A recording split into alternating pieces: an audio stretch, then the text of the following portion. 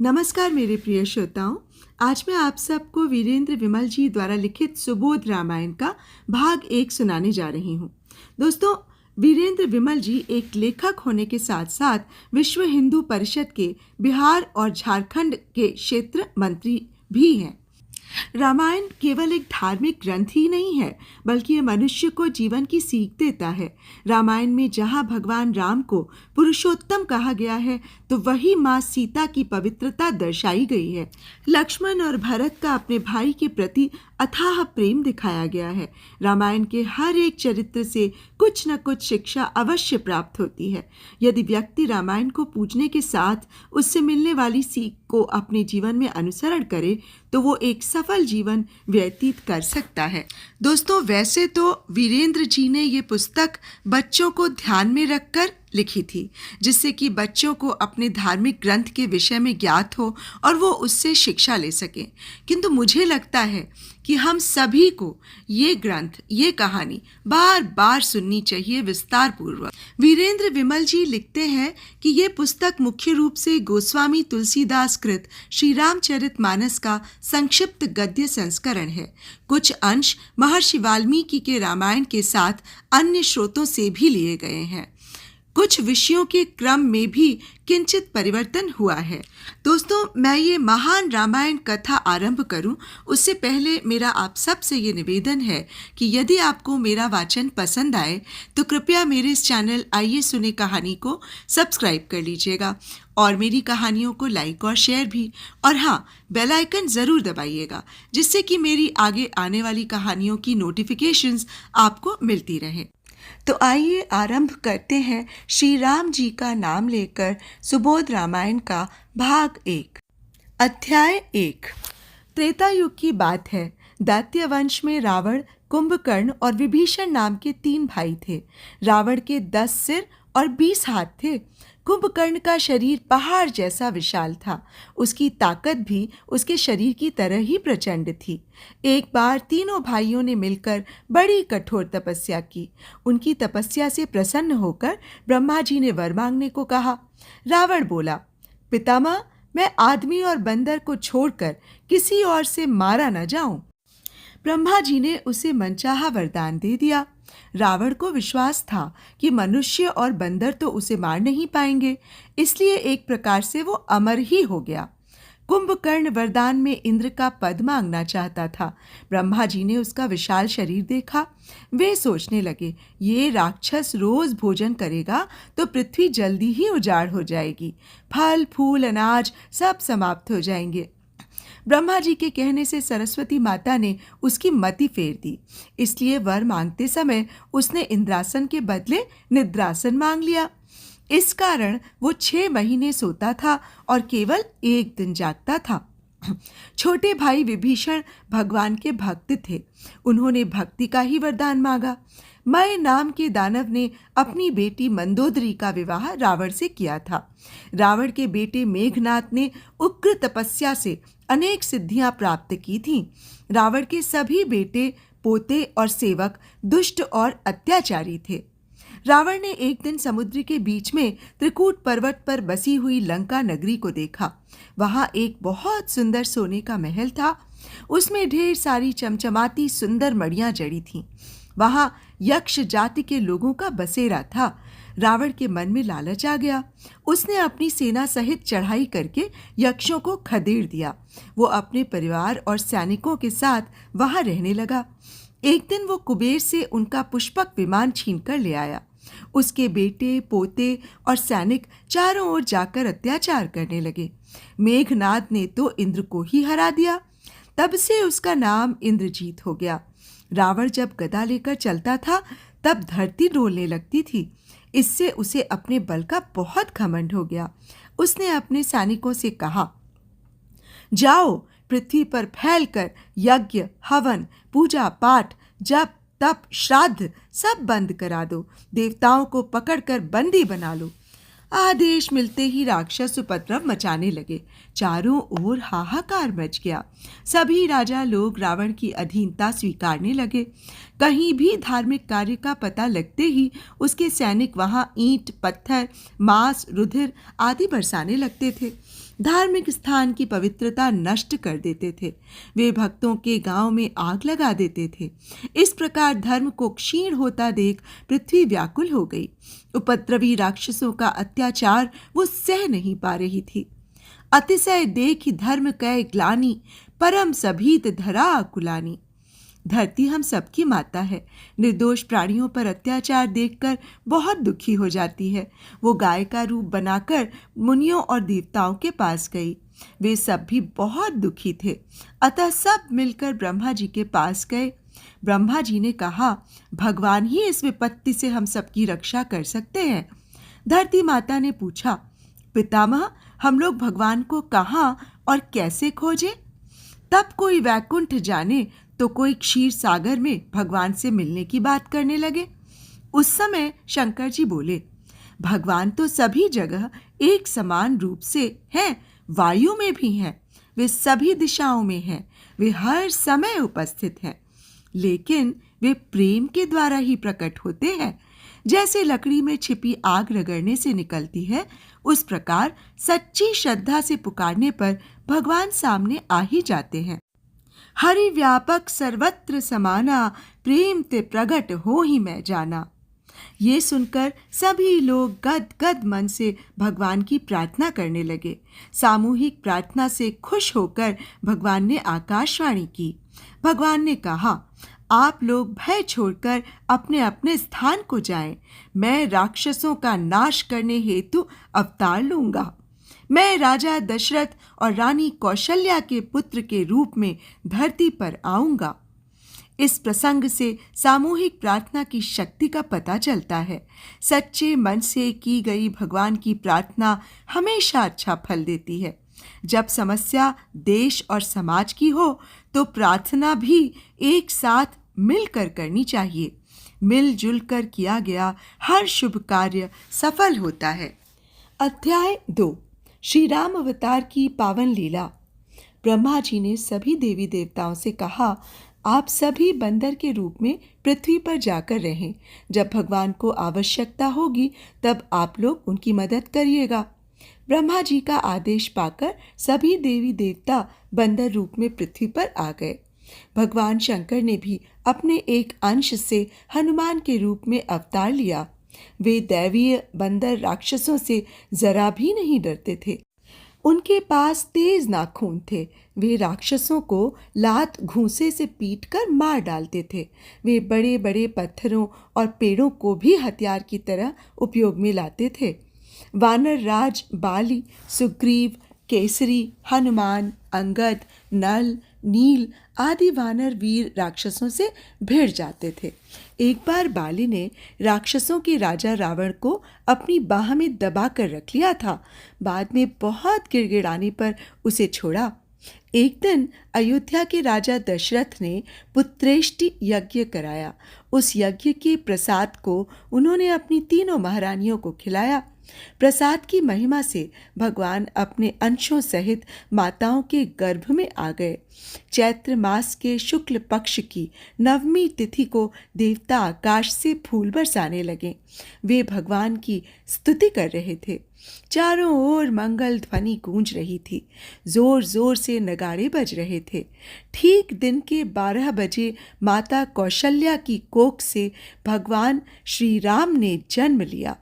नवमी तिथि मधुमास पुनीता, शुक्ल पक्ष अभिजित हरि प्रीता, मध्य दिवस अति शीत न घामा, पावन काल लोक विश्रामा। सुर समूह बिनती करी पहुँचे निज निज धाम, जग निवास प्रभु प्रगटे अखिल लोक विश्राम। भगवान सांवले रंग के 4 हाथों वाले थे। उस रूप को देखकर माता पहले तो बहुत खुश हुई, लेकिन बाद में उन्होंने भगवान से शिशु रूप बनाने की प्रार्थना की। तुरंत भगवान नवजात शिशु बनकर रोने लगे। बच्चे के रोने की आवाज़ सुनकर महल में खुशी की लहर दौड़ गई। उसी समय माता कैकेयी ने भी पुत्र को जन्म दिया। माता सुमित्रा के 2 बेटे हुए। राजा दशरथ की खुशी का पारावार नहीं था।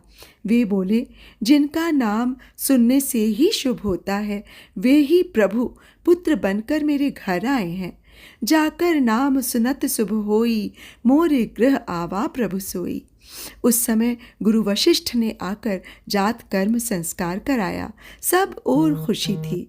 अयोध्या को सुंदर झंडों और तोरण द्वारों से सजाया गया। ध्वज पताक तोरण पुर छावा, कहीं न जाई जेहि भांति बनावा। अयोध्या की स्त्रियां भगवान की आरती उतारने लगीं। गायक लोग भगवान का गुणगान कर रहे थे। अबीर गुलाल उड़ाए जा रहे थे। फूल बरसाए जा रहे थे। घर घर आम के पत्तों और फूलों से बंदरवार बनाए गए थे। सुगंधित धूपों के धुओं से दिन में ही अंधियारा छा रहा था।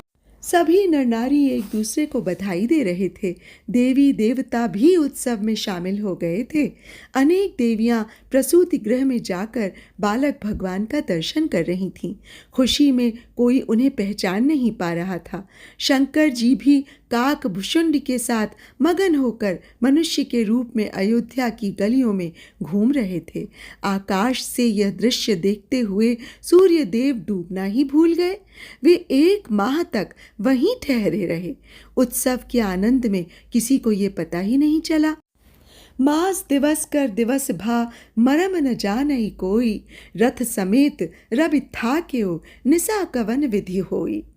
राजा दशरथ ने खुले मन से अनाज, वस्त्र, गाय, हाथी, घोड़ा, हीरा, मोती, सोना आदि दान में दिया। कुछ दिनों बाद चारों भाइयों का नाम रखा गया। गुरु वशिष्ठ ने माता कौशल्या के पुत्र का नाम राम रखा। माता कैकेयी के पुत्र को भरत नाम दिया गया।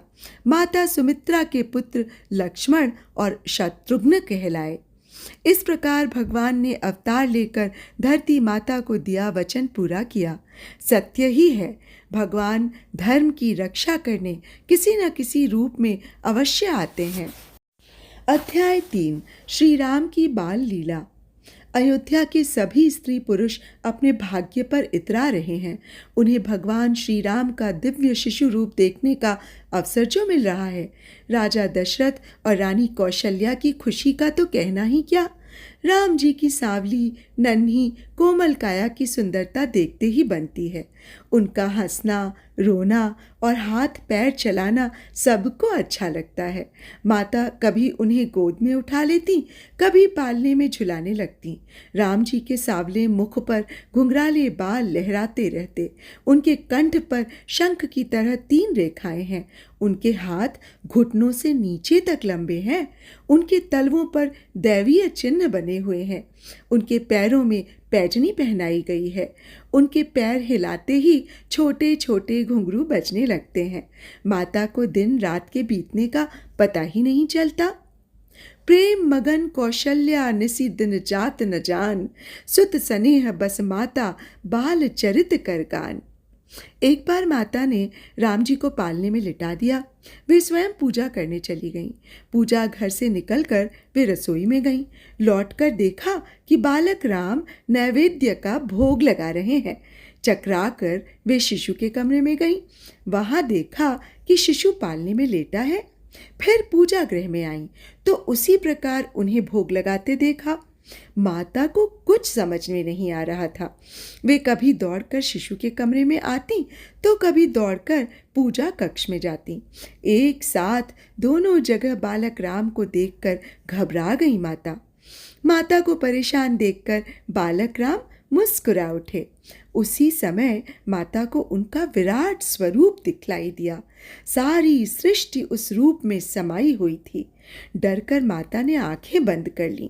दोबारा आंखें खोलने पर वो दृश्य गायब हो चुका था। माता ने भगवान से प्रार्थना की, ऐसा विचित्र रूप मुझे दोबारा न दिखाएं। बालक राम थोड़े बड़े होकर घुटनों के बल चलने लगे। चारों भाई किलकारी मारते हुए आंगन में घुटनों के बल दौड़ते रहते। एक दिन आंगन में भुशुंडी नाम का एक कौवा आ गया। वास्तव में वो एक तपस्वी था। वो बालक राम का भक्त था। वो आंगन में राम जी के आगे पीछे उड़ता रहता। राम जी पकड़ने को हाथ बढ़ाते तो वो दूर भाग जाता। तब राम जी उसे पुआ दिखाते। पास आने पर फिर पकड़ने लगते। उसके भाग जाने पर बालक राम रोने लगते। एक दिन राम जी हंस पड़े। उसके हंसते ही काक भुशुंडी उनके मुंह के अंदर चले गए। भगवान के पेट में उन्हें वही विराट दृश्य दिखा जो माता कौशल्या ने देखा था। उन्हें वहां करोड़ों ब्रह्मांड दिखे।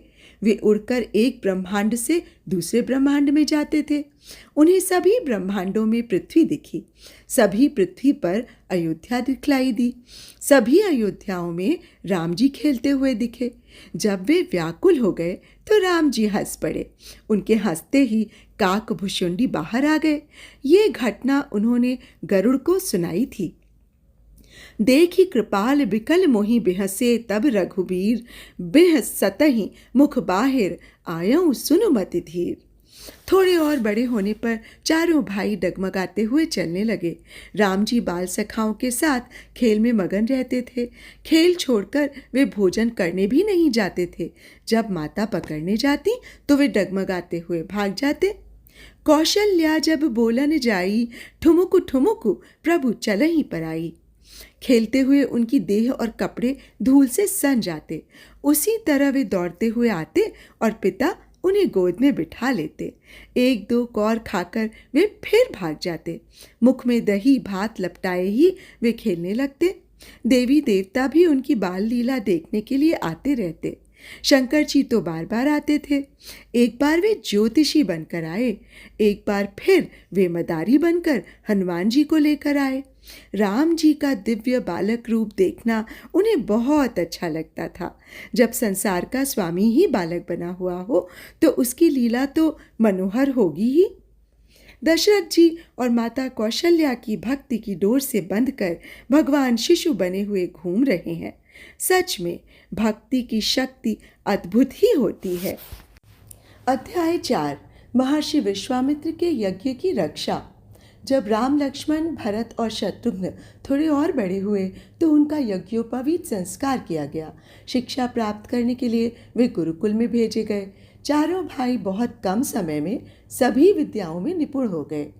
गुरुगृह गए पढ़न रघुराई, अलप काल विद्या सब आई। गुरुकुल से लौटकर वे माता पिता की आज्ञा पालन करते थे। वे सवेरे उठकर सबसे पहले माता पिता एवं गुरु को प्रणाम करते थे। प्रातः काल उठिकै रघुनाथा, मातु पिता गुरु नावहि माथा। वे कंधों पर छोटे छोटे धनुष बाण लेकर चलते थे। उस समय उनकी छवि देखते ही बनती थी। प्रजानन कुमार राम को प्राणों से भी अधिक प्यार करते थे। आपस में भी भाइयों का बहुत प्रेम था। साथ साथ खेलना, साथ साथ भोजन करना एवं साथ साथ वेद पुराणों का श्रवण करना उनकी दिनचर्या थी। खेल के लिए 2 दल बनाना जरूरी होता है, इसलिए राम और लक्ष्मण एक दल में रहते थे। भरत और शत्रुघ्न को दूसरे दल में रखा जाता था। लेकिन राम जी कभी भरत के दल को हराना नहीं चाहते थे। वे जानबूझकर स्वयं हार जाते थे। इस प्रकार से भरत का दल जीत जाता था। महर्षि विश्वामित्र बक्सर के पास वन में रहकर तपस्या करते थे। उस वन में ताड़का नाम की एक राक्षसी अपने बेटे मारीच और सुबाहु के साथ रहती थी। वो उनके यज्ञ में विघ्न डालती थी। एक दिन विश्वामित्र जी सहायता मांगने राजा दशरथ के दरबार में गए। उन्होंने राजा से यज्ञ रक्षा के लिए राम और लक्ष्मण को मांगा। असुर समूह सतावहि मोहि, मैं जाचन आयऊं नृप तोहि। अनुज समेत देहु रघुनाथा, निश्चर बध मैं होब सनाथा। राजा को राम से बहुत प्रेम था। भयानक राक्षसों से युद्ध के लिए वे राम को भेजने से डर रहे थे। राम लक्ष्मण उस समय किशोर अवस्था के थे। दशरथ जी सोचने लगे कि भला ये छोटे छोटे बालक भयंकर राक्षसों को कैसे मारेंगे। तब गुरु वशिष्ठ ने उन्हें समझाया। उनके समझाने पर वे राम लक्ष्मण को भेजने को तैयार हुए। दोनों भाइयों ने माता पिता और गुरु के पैर छूकर आशीर्वाद लिया। हाथों में धनुष बाण और कंधे पर तरकश लेकर वे विश्वामित्र जी के साथ चल पड़े। रास्ते में चलते हुए वे बहुत वीर और बलवान दिखलाई पड़ रहे थे। तुलसीदास जी ने लिखा है, मानो दो पुरुष सिंह चले जा रहे हों। अयोध्या से बहुत दूर जाने पर उन्हें गंगा नदी मिली। गंगा पार कर वे ताड़का वन में पहुंचे। दो वीरों को देखकर ताड़का क्रोध से उबल पड़ी। वो अपना विकराल मुंह और दोनों हाथ फैलाकर उनकी ओर दौड़ी। राम जी ने उन्हें एक ही बाण में मार डाला। प्रसन्न होकर गुरुजी ने उन्हें अपने अस्त्र शस्त्र सौंप दिए। रात होने पर उन लोगों ने विश्राम किया। सवेरे उठकर गुरुजी अपने आश्रम में यज्ञ करने लगे। राम और लक्ष्मण धनुष बाण लेकर यज्ञ की रखवाली करने लगे। यज्ञ का धुआं देख मारीच और सुबाहु दल बल समेत दौड़े आए। राम जी ने बिना फरके बाण से मारीच को मारा। वो 100 योजन लंबे समुद्र के पार जाकर गिरा। 100 योजन का अर्थ है 1200 किलोमीटर। तब राम जी ने अग्नि बाण से सुबाहु को मार डाला। लक्ष्मण जी ने अकेले ही सारी आसुरी सेना को मार डाला। इस प्रकार महर्षि विश्वामित्र के यज्ञ की रक्षा की। आश्रम में कुछ दिन राम लक्ष्मण का समय साधु संतों से कथाएं सुनते हुए बीता।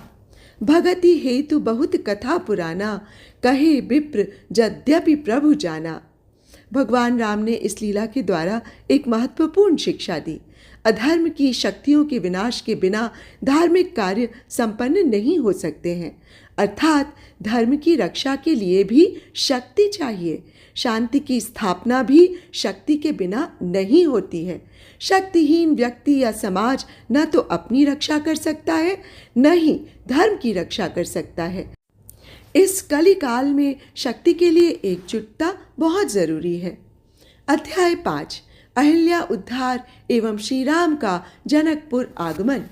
एक दिन विश्वामित्र जी ने कहा, चलो राम, चलकर धनुष यज्ञ देखें। श्री राम ने मन में सोचा, अच्छा, ऐसा भी कोई यज्ञ होता है, इसे तो देखना ही चाहिए। राम और लक्ष्मण उत्साहपूर्वक महर्षि के साथ चल पड़े। धनुष यज्ञ सुनि रघुकुल नाथा, हर्षि चले मुनि बर के साथा। रास्ते में उन्हें एक सुनसान आश्रम मिला। वहाँ कोई आदमी नहीं था, कोई पशु पक्षी भी नहीं दिखलाई दिया। केवल एक पत्थर की मूर्ति पड़ी थी। राम जी ने गुरुजी से पूछा, इस निर्जन स्थान में ये मूर्ति कैसी है? राम, आज ये मूर्ति जागने वाली है। गुरुजी बोले, ये मूर्ति बहुत वर्षों से तुम्हारी ही राह देख रही है। वास्तव में ये कोई मूर्ति नहीं है, ये महर्षि गौतम की पत्नी अहिल्या है। ऋषि के शाप से ये पाषाणी बनी है। आगे बढ़ो राम, उसे अपने पैरों से छू दो। गुरु जी की आज्ञा मानकर राम जी ने उसके शीश को अपने चरण से स्पर्श कर दिया। उनके चरणों की पवित्र धूलि लगते ही अहिल्या जाग उठी। वो राम जी की स्तुति करने लगी। ऋषि का शाप आज उसके लिए वरदान हो गया था। उसने बार बार प्रभु श्री राम के चरणों में झुककर प्रणाम किया। उसकी खुशी का ठिकाना नहीं था। खुशी में मगन वो बोली, जिन चरणों से गंगा जी निकली, जिन्हें शिवजी ने अपनी जटाओं में धारण किया, जिन चरणों की पूजा ब्रह्मा जी करते हैं, आज कृपालु भगवान ने वे ही चरण कमल मेरे सिर पर रख दिए। जेहि पद सुर सरिता परम पुनीता, प्रगट भई शिव शीस धरी, सोई पद पंकज जेहि पूजत अज, मम सिर धरेउ कृपाल हरि। राम जी से भक्ति का वरदान पाकर अहिल्या अपने पति के घर चली गई। वहां से दोनों भाइयों को साथ लेकर विश्वामित्र जी गंगा नदी के तट पर पहुंचे। नदी पार कर उन लोगों ने स्नान पूजन किया। महर्षि ने गंगा जी के देवलोक से पृथ्वी पर आने की कथा सुनाई। आगे चलते हुए वे जनकपुर पहुंचे। जनकपुर मिथिला राज्य की राजधानी थी। वहाँ के राजा जनक बहुत ज्ञानी माने जाते थे। उस नगर की शोभा देखते ही बनती थी। राजमहल की शोभा अनुपम थी।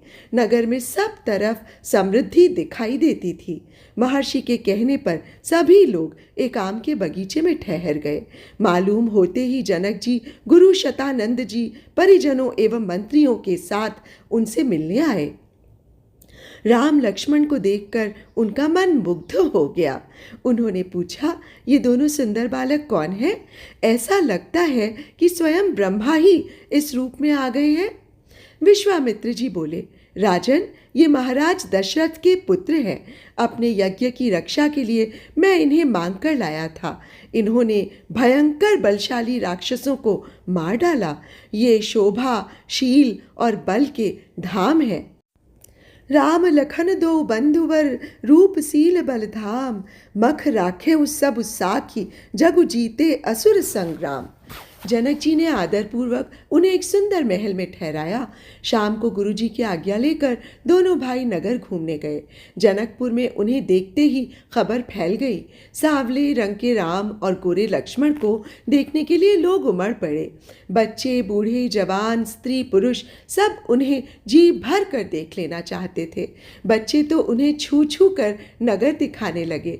वहाँ की स्त्रियाँ एक दूसरे से कहने लगीं, सीता के लिए ये सांवला किशोर सबसे अच्छा वर है। शायद भगवान ने इसीलिए इसे यहाँ भेजा है। वे आनंद मग्न होकर राम लक्ष्मण पर फूल बरसाने लगी।